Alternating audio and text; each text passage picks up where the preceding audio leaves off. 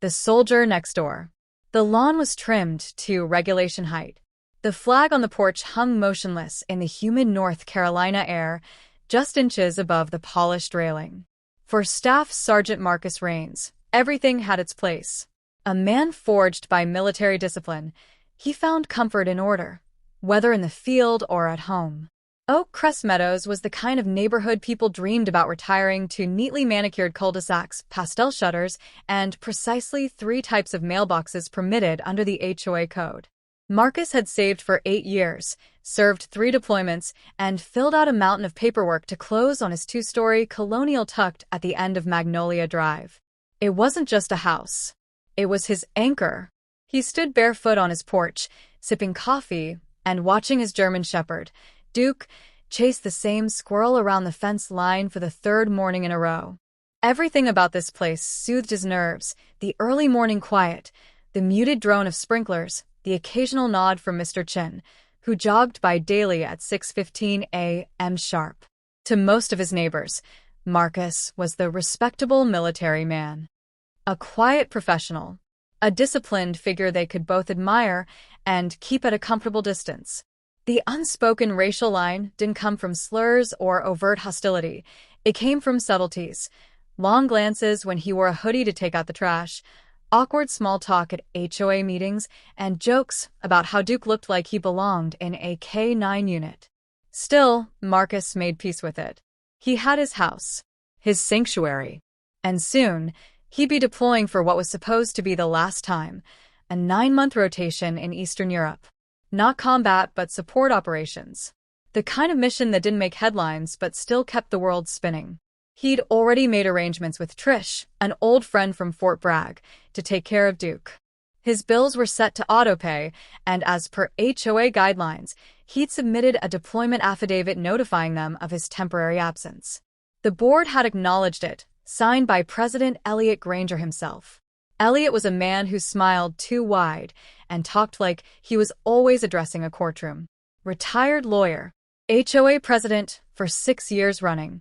His white button-downs were always starched, his tone always just a bit too patronizing. Still, he never gave Marcus trouble. Not exactly. At the farewell barbecue a week before deployment, neighbors had shown up with plastic tubs of macaroni salad and lukewarm beer. Marcus grilled ribs and made his rounds, smiling through the stories and polite laughter. That's when Elliot leaned in with a comment Marcus didn't know what to make of. You know, some of these houses sit empty too long and start to drag the whole neighborhood down. Dead grass, idle spaces. Doesn't look good to potential buyers. Marcus had chuckled politely, brushing the comment off. Won't be gone long.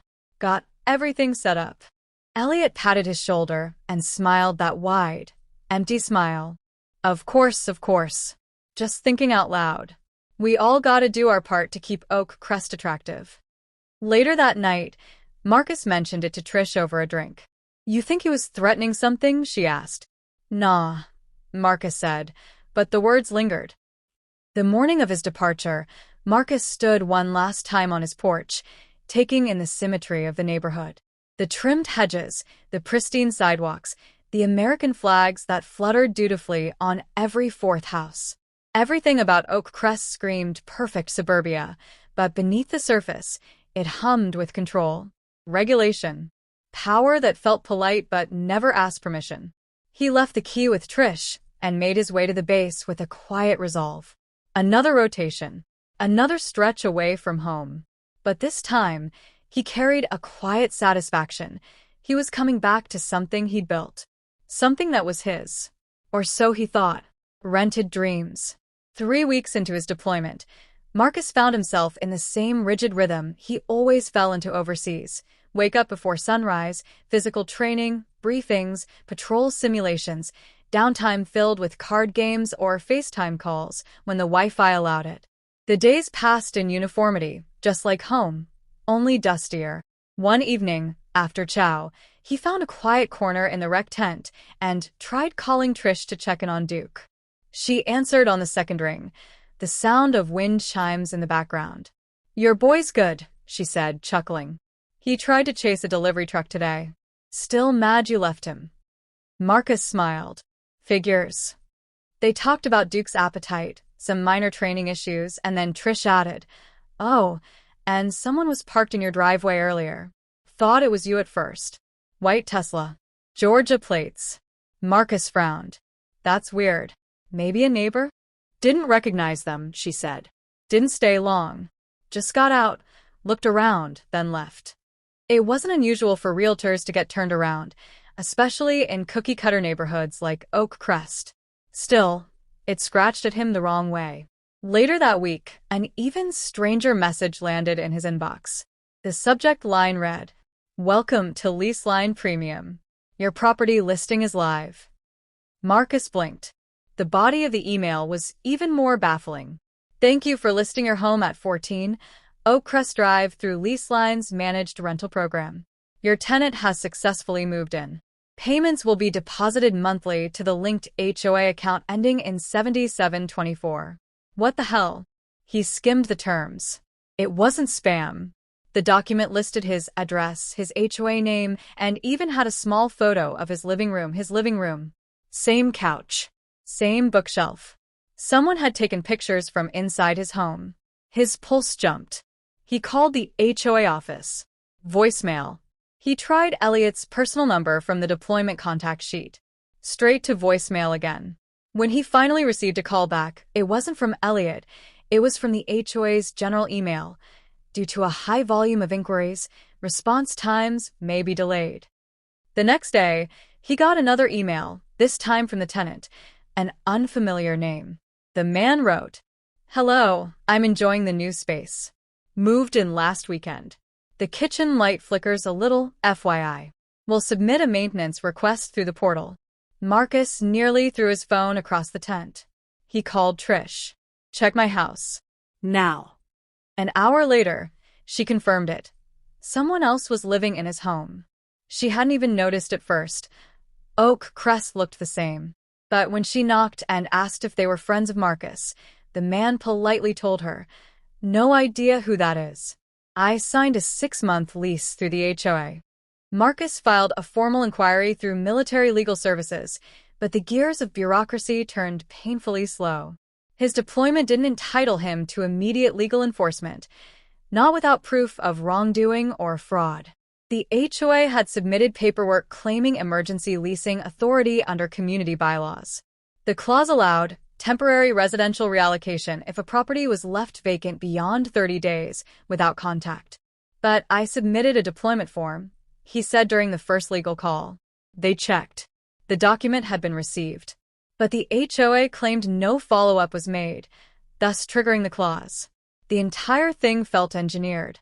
Planned. When Marcus vented to his squad later that week, their outrage was immediate. "They what?" asked Corporal Diaz, nearly knocking over his water bottle. "Bro, they stole your house," said Jones. "You deployed for your country, and they sublet your place like it was a damn Airbnb?" Someone joked, "Guess we need to go recon your front yard." They laughed, but Marcus didn't. Because this wasn't just an inconvenience. It was personal. It was systemic. He remembered Elliot's smooth voice. Some houses just sit too long. He remembered the quiet judgment during board meetings, the veiled looks when he spoke too assertively. It wasn't just about rent. It was about control. About reminding Marcus that, to some in Oak Crest, his ownership was tolerated, but never truly accepted. He began documenting everything. Screenshots, emails, voice memos.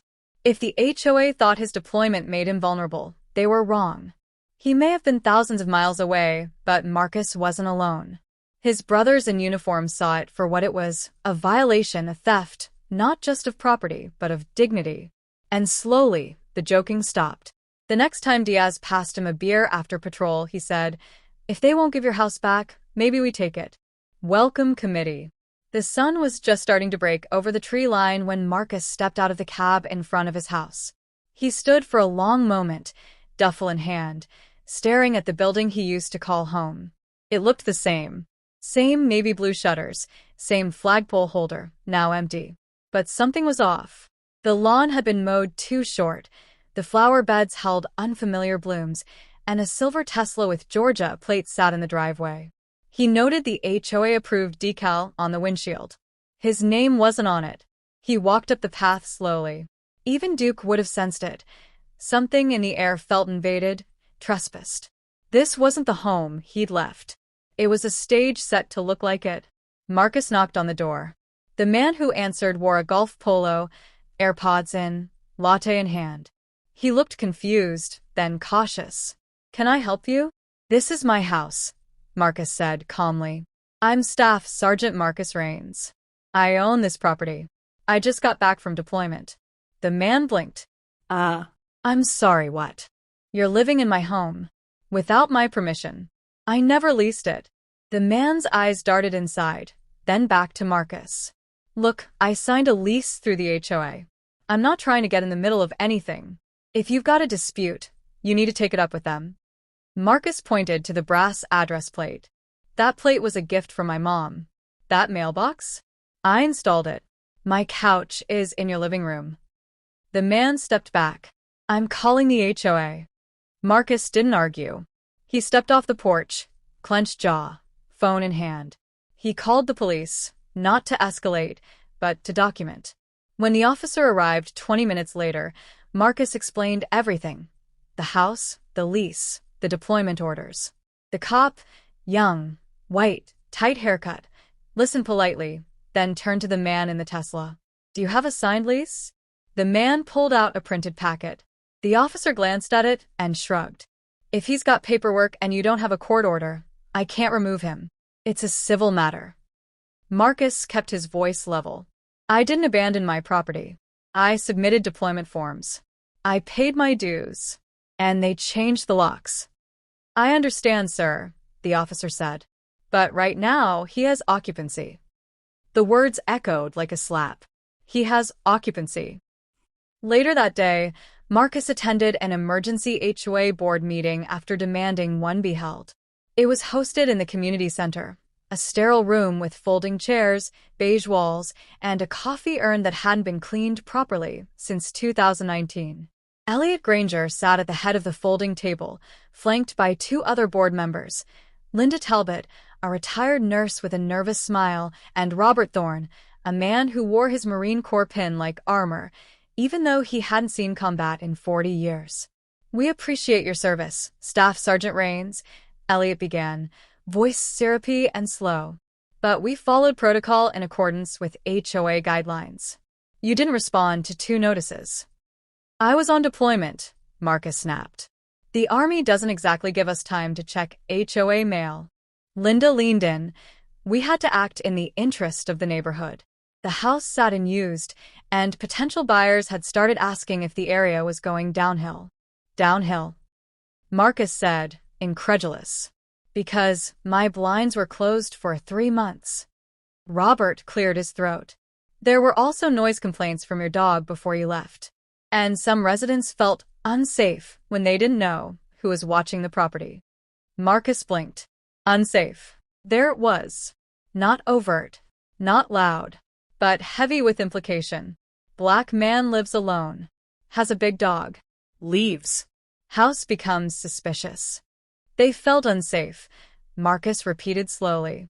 "Because I serve my country and didn't invite them over for sweet tea?" "No one's saying that," Linda said, smiling too tightly. "This is just complicated." "What's complicated is how my home got leased out without a single phone call," he said, voice now steel. "That's theft." Elliot held up his hands. "We didn't profit. The funds were allocated to community improvements." "Oh, so you did get paid," Marcus cut in. Silence. "Let me be clear," Marcus said, standing. "You had no right. I have the documents, the orders, the proof. And if I have to go public, I will." He left before they could reply. That night, he sat in a cheap motel just outside the neighborhood, laptop open, legal tabs open across the screen. He pored over the Service Members Civil Relief Act, digging into precedents, violations, and clauses. Trish offered to let him stay at her place. He declined. He wasn't running. He was regrouping. His phone buzzed. A message from Diaz. "You back home?" Word going around. Marcus replied. "Back. They stole my house. Time to take it back. Diaz sent a thumbs-up emoji, then, say the word, staff. We got your 6. Marcus stared at the screen for a long time. He had followed every rule, signed every line, paid every bill. But now, standing inside the rules had only gotten him robbed. Maybe it was time to move differently. The take back. It was a Sunday morning, bright, cloudless, and quiet, just the way Oak Crest Meadows liked to market itself. Church bells rang faintly from the next neighborhood over. Somewhere, a sprinkler clicked to life.